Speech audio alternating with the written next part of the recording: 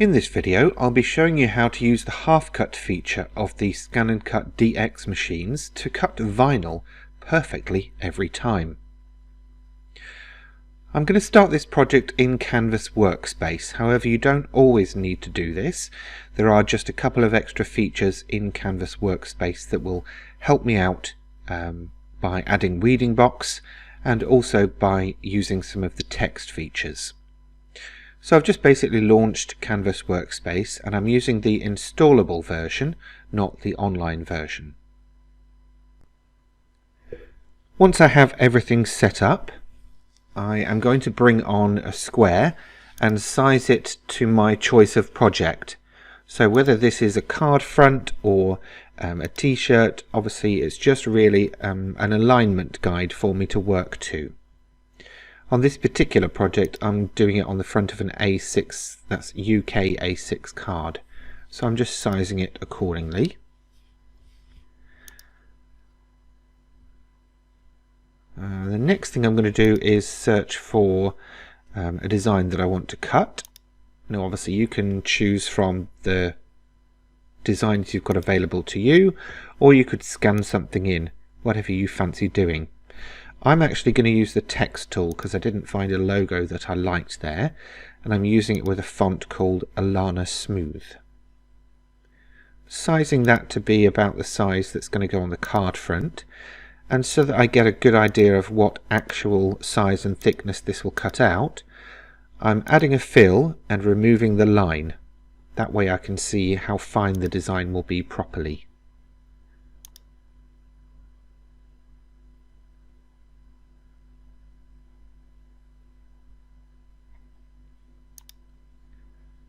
Next thing that I'll do is choose something to go in with that word. Now these are some of the designs that are unlocked when you activate the stamp making kit. Of course, as I've mentioned, you could scan in your own designs or use any you already have in your collection. Just using the alignment tools here to make sure the moustache is lined up with the glasses, and then in my layers panel I'm going to group those two things together. I'm applying the fill and taking away the line again just so I get a better idea of what it will look like in a finished state. Resizing it and positioning it over the word.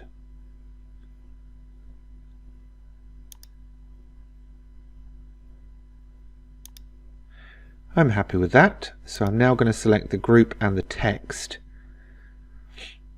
I think I will align them as well so that the top of the glasses aligns with the top of the D. And then I'll group those together as well. So I've now got a group within a group. That's possible up to 3 layers deep, by the way. And then I'm just aligning it to see roughly how it will sit on the front of that card. And I quite like that, so I'm now going to get rid of the card front.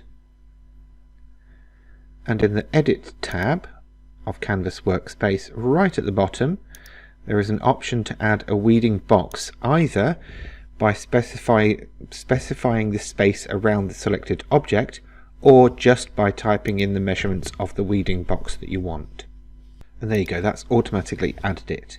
And you'll see later on when I come to work with the design once it's cut, how important that is. Now it's time to transfer that design over to the machine. Now that I'm ready to cut, I'm going to set up my machine. First, I turn it on.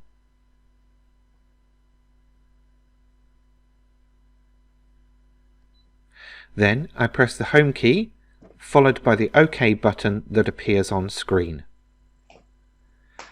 Then I'll open the tray at the front of the machine, drop the lever down to number 1 on the side of the machine, and pull the tray out at the back.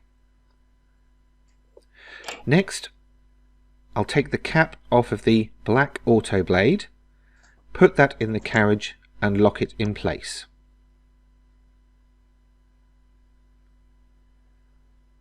Now I'll recall my design, but obviously you could use any design that's already in the machine or even scan one in. There we go, there's my design on screen, so I click OK. And then I choose the cut function from those that are available. We can see on screen though the half cut feature is turned off, so I tap on the spanner icon, scroll down, turn on the half cut feature, and at the moment I'll leave the pressure on auto. I'm going to do a test cut to make sure that this will work. I'll load my vinyl on my cutting mat with the vinyl facing up, load the mat into the machine, and then from the test cut menu I will choose Scan Mat. That's the button over on the right. I've sped this up a little bit so we don't sit here for a while. If only it went this fast in real life.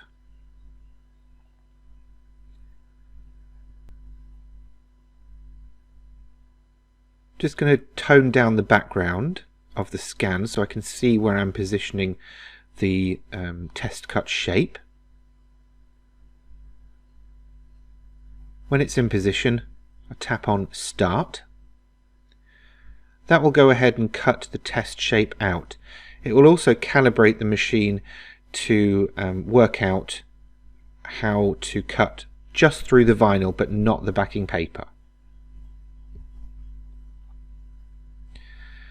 Using a pokey tool or a sharp pointed tool, peel away the vinyl and make sure that it has only cut through the vinyl and not the backing paper. If it has, you can go ahead and start the cut. Again, I've sped this part up as I didn't think you'd want to sit through this in real time.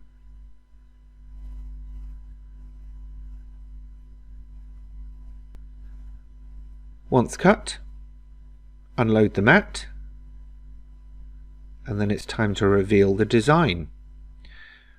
So obviously the weeding box helps because we only need to peel away some of the background of that sheet and we can keep the rest of the sheet usable for future projects.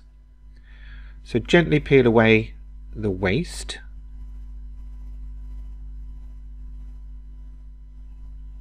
Making sure that your design stays in place.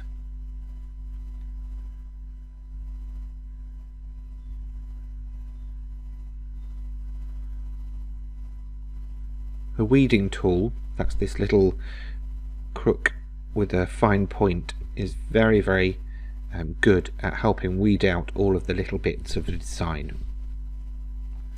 Next up, time to reach for the transfer paper. This comes in various different types. Obviously Scan N Cut do their own, but there are other brands available. It's basically a very low tack clear adhesive, and what you would do is position that over your design, rub down with your finger or the back of a very smooth tool like the pokey tool itself so that the transfer paper picks up the vinyl.